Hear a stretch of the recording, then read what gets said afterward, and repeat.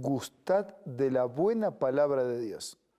Esa es la declaración del apóstol San Pablo, porque la palabra de Dios es buena, reconforta, alimenta, llena el alma y provee de recursos que guían nuestro camino.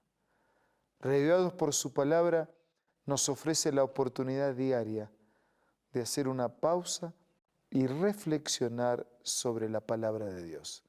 Lo hacemos sistemáticamente capítulo tras capítulo. Hoy nos dedicamos a Esdras capítulo 6. Antes pidamos la bendición de Dios. Padre nuestro que estás en los cielos, por favor asístenos con tu Espíritu al meditar en tu palabra. Que podamos ser guiados por tu Espíritu en la comprensión y al poner en práctica tus consejos. Lo hacemos, lo pedimos, lo agradecemos en el nombre de Jesús. Amén. Si usted tiene una Biblia, por favor, tome su Biblia, Esdras capítulo 6. Si no tiene la Biblia y quiere tener, nosotros podemos hacerle llegar gratuitamente un ejemplar, que entre en contacto con nosotros para que de alguna manera le hagamos llegar sin cargo, de manera gratuita, un ejemplar de las Sagradas Escrituras. El capítulo de Esdras, el capítulo 6, comienza diciendo que el rey Darío dio la orden de buscar en la casa de los archivos, o sea, en el centro de documentos donde guardaban los tesoros allí en Babilonia, y que fue hallado en el palacio que está en la provincia de Media, un libro en el cual estaba escrito así: Memoria. En el año primero del rey Ciro, el mismo Ciro dio orden acerca de la casa de Dios, la cual estaba en Jerusalén, para que la casa fuera reedificada como lugar para ofrecer sacrificios, y que fueran puestos sus cimientos, su altura. Entonces están las medidas, ¿no? El plano.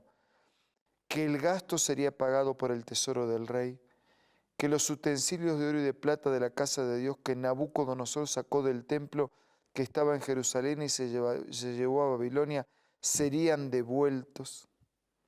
Ahí estaba todo en el libro de las memorias. Ahora pues, Tannai, dice el versículo 6, gobernador del otro lado del río, y vuestros compañeros los gobernadores que estáis al otro lado, alejaos, dejad que se haga la obra de esta casa de Dios, que el gobernador de los judíos y sus ancianos reedifiquen esa casa de Dios en su lugar. Dice, los que no tienen nada que ver con el asunto, aléjense, no molesten, dejen que el pueblo judío, el pueblo de Dios, haga lo que tiene que hacer, que es cumplir con sus propósitos de reedificar la casa. Estas son mis órdenes sobre las que habéis de hacer con estos ancianos de los judíos para reedificar esa casa de Dios, que de la hacienda del rey proveniente del tributo del otro lado del río sean pagados puntualmente a esos hombres los gastos, lo que sea necesario. Versículo 11. También he dado orden de que a cualquiera que altere este decreto, dice, se le arranque una viga de su casa y sea colgado, y luego su casa sea convertida en un montón de escombros. Tan serio era el asunto, ¿no? Que quien alterara ese decreto tenía que terminar con su vida. Que el Dios que hizo habitar allí su nombre destruya a todo rey y pueblo que intente cambiar o destruir la casa de Dios, la cual está en Jerusalén. Yo, Darío, he dado este decreto, sea cumplido puntualmente.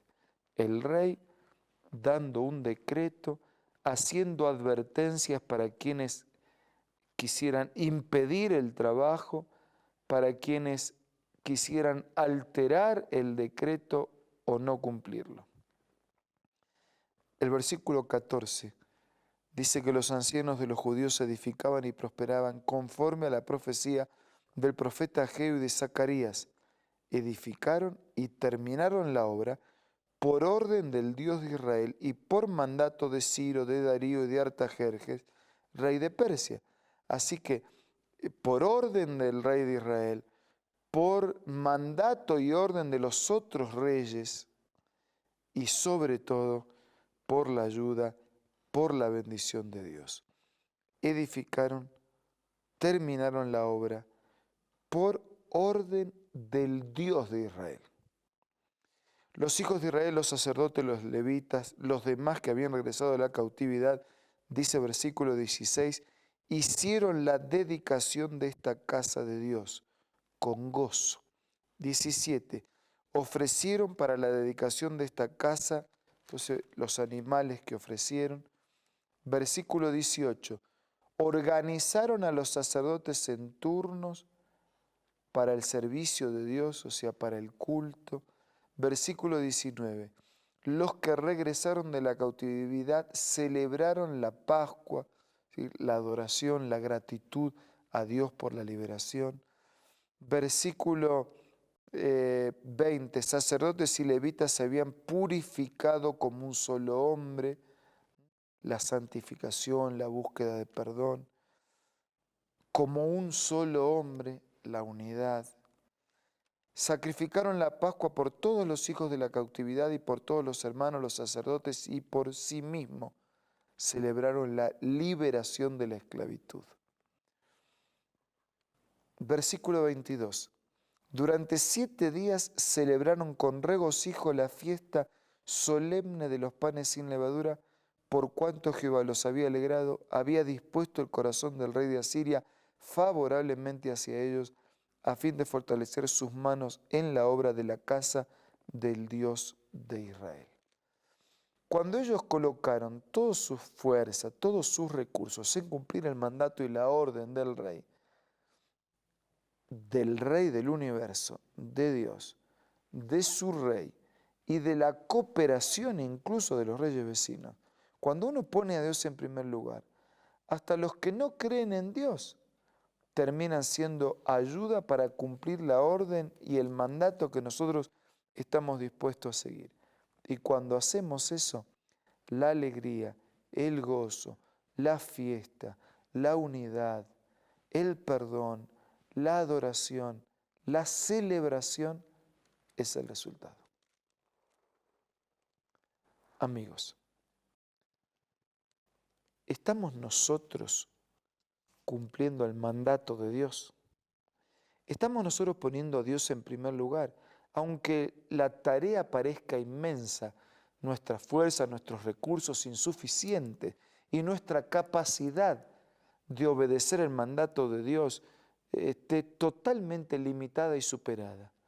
Aún así, si usted pone a Dios en primer lugar, si usted quiere hacer su obra, si usted quiere hacer su voluntad, si usted quiere cumplir su palabra, si usted quiere construir una vida para Él, Dios va a encontrar recursos en usted mismo, en su alrededor, en lo que creen y en los que no creen, para que usted cumpla ese propósito.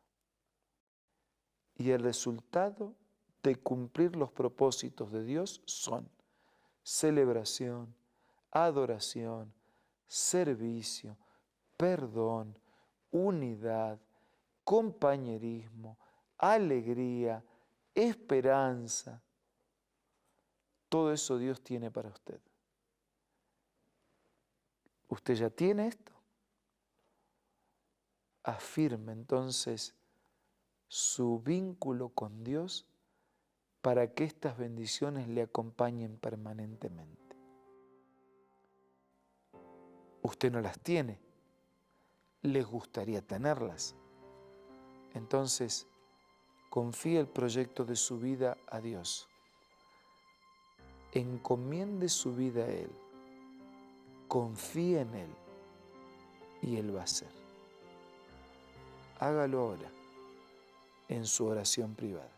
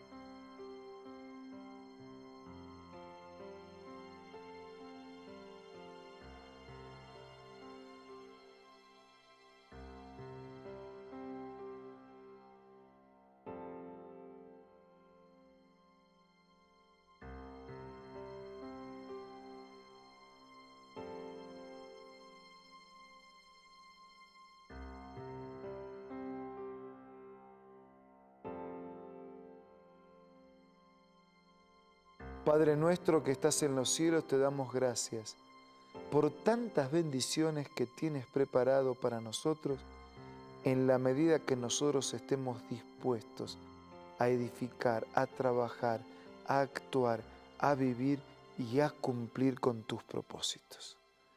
En esta mañana nos hemos colocado en tus manos. Danos la bendición de ser victoriosos en este día. Te lo pido y agradezco en el nombre de Jesús. Amén.